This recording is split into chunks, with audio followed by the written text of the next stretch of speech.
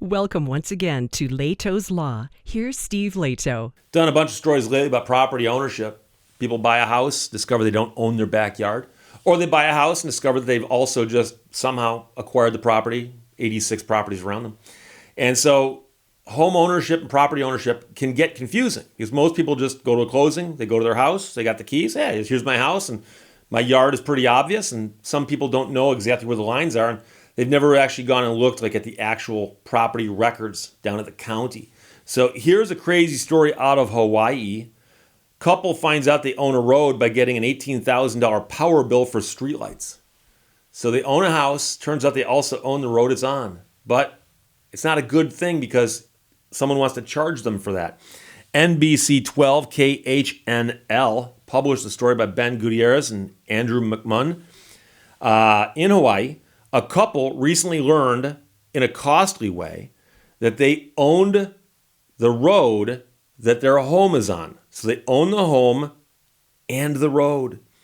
Now, this home and road were built sometime in the 1990s, and the resident said he wanted a street light fixed in front of his home. So somebody said, well, you should contact the owner of the road. So he said the street light was out. I called the city to have it repaired or have it corrected, and they told me that the street itself was private and that I had to contact the owner of the street to have it replaced and fixed. It turns out that the owners were a couple that lived on the street, and they did not know that they owned it. But this is the thing that got the ball rolling. So the couple spoke to the reporters and said, when we first moved in, our neighbor told us that we own the street.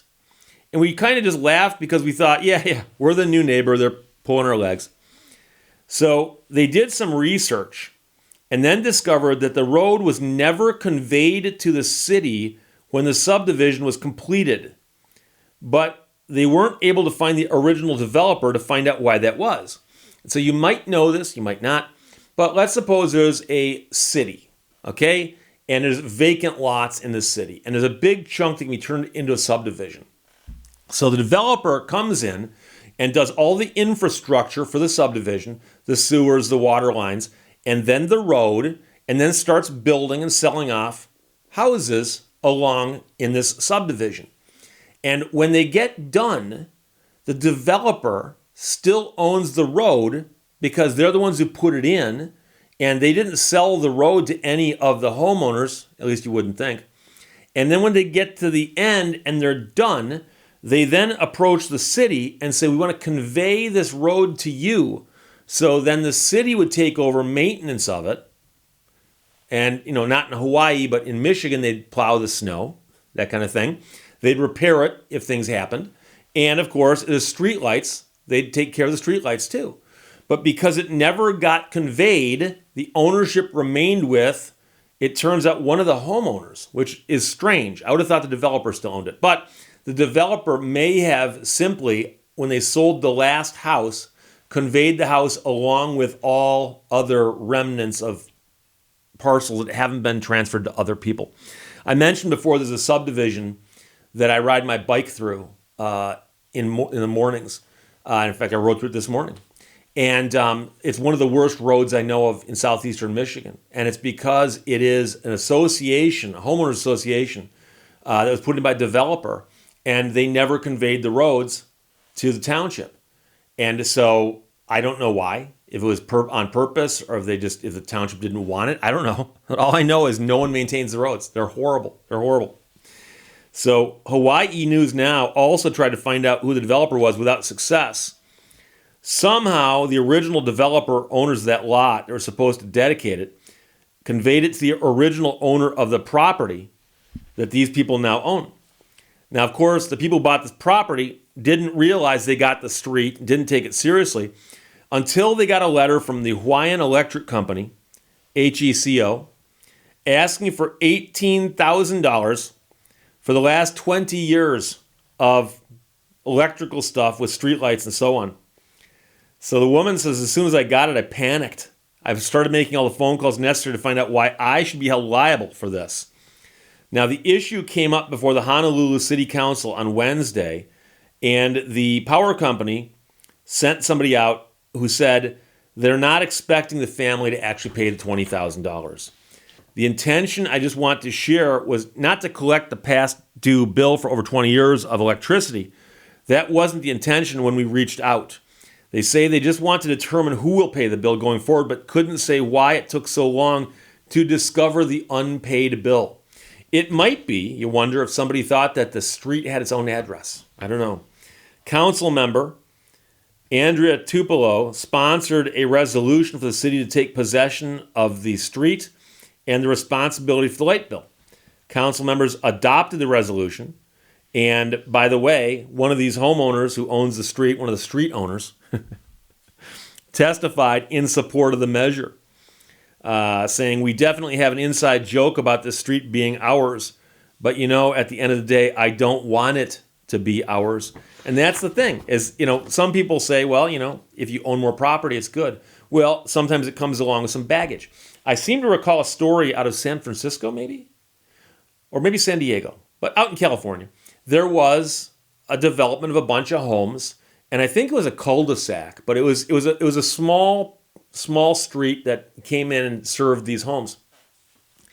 And apparently, the street itself was a separate entity for tax purposes. And I believe it was owned by these people as part of an HOA or something. But it was commonly owned by these homeowners around it. And somehow it went up for a tax foreclosure sale. Somebody bought it, came out and looked at it and said, it's kind of weird. I bought this weird piece of property that's in front of all these homes. And the only function of it appears to be so people can get from the public road to their house, to their houses. And they have to cross this little piece of property. And so the people who bought it at the tax auction then approached the people in the home and said, "Do you want to buy it back from us? It's going to cost you." And of course, I believe litigation ensued and a lot of other harsh feelings ensued. But I've heard of quite a few examples of that. And it's often the result of just really strange pieces of property that people forget about. And so you can imagine that, let's go the hypothetical based on the story I just told you. Let's suppose that you have a development with a bunch of homes like in a horseshoe, right? And you just simply have a little street and the driveways all feed off that. And instead of having somehow that piece owned by one person like happened in Hawaii, it's owned jointly by all these people, right? So someone's got to take the initiative to make sure the taxes get paid on it and everything else gets done to maintain it. And somehow, if that doesn't happen and it goes up for a tax auction, you got a problem. Now, understand that for a tax auction to take place, they have to notify the owners and so on. And that's often where the problems occur, where they claim we didn't get the notices and the tax notices look like junk mail. But I've heard of some crazier ones than that even. And I remember reading about one in Michigan, in Detroit, where there was a guy who owned a business. And he had a parking lot. And between the parking lot and his business, there was a little strip of property, a really narrow little strip of property that somebody didn't pay the taxes on, and somebody else bought it at a tax auction. They came out and they looked at the property and they're going, it's like 3 feet wide and it runs the length of these two properties, the parking lot and the business. And new owner of the property approaches the business and goes, "Hey, if you want to keep walking across my property, you can buy it from me, or I can just construct a wall." Now, people could walk around the wall into the business, but the guy would certainly have the right to construct the wall if he wanted to. And the question then becomes, how much is that property worth? And it's one of those unusual things. It's a piece of property that no one can build, like you can't build a house on it. It's not, it's not big enough. The only function it serves is for people to walk across to get from this guy's parking lot to this guy's business. And by the way, he owns both of these. Somehow he just never owned that slice down the middle. How it happens, who knows? Who knows? Weird stuff happens. So you hear about these kinds of things, but if you own property, you got to make sure you know exactly where the corners of it are, where the extent of it is, and you should pay attention to it. And the other big problem I hear about, and I don't do a lot of property law, but I've talked to a lot of people, and a lot of people call me with these kinds of questions and problems, is they'll say, "I own a piece of property that's out in the middle of nowhere. I bought it as like a hunting piece of property. I go up there once in a while and I hunt on it. Someday I might build a cabin, but it's just a piece of property out in the middle of the woods. And they go up there and they discover that other people have been hunting on it, or chopping down trees, or building stuff, or burning stuff, or just staying there, or constructing tree stands. And they're like, it's my property. And I go, is it marked? Yes, it's marked. Now, Michigan is a state that requires you to put up no trespassing signs. And some states, and I like this, but some states allow you to simply paint purple stripes on trees. And that notifies somebody that this is private property, stay off. The purple paint on the tree does the same thing as a no trespassing sign. Because the problem with no trespassing signs, as anybody will tell you, is you put them up and people come by and look around, they rip them down. And when you come by and go, hey, you're on my property, I didn't know, there's no sign. Well, that sign you tore down said no trespassing. I didn't do that. There's a sign. I didn't see that sign over there. Meanwhile, they're nailing a tree stand into one of your trees. So you unfortunately have got to be vigilant about this stuff. We've talked about adverse possession. If somebody is on your property for a certain length of time, depending on which state you're in, it can become theirs. So that's why it becomes vitally important when you discover that your neighbor's got a fence 3 feet onto your property. Find out when it got there, because you may need to have it moved back. Otherwise, it might become permanent there. And the property on the other side of the fence, which should be yours, might become unyours. So you don't want that to happen. But this is a crazy story out of Hawaii.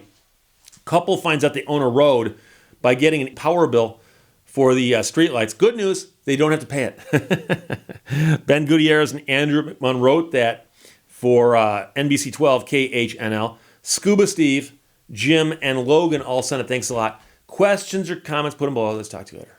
Bye-bye. Thank you for watching Lehto's Law.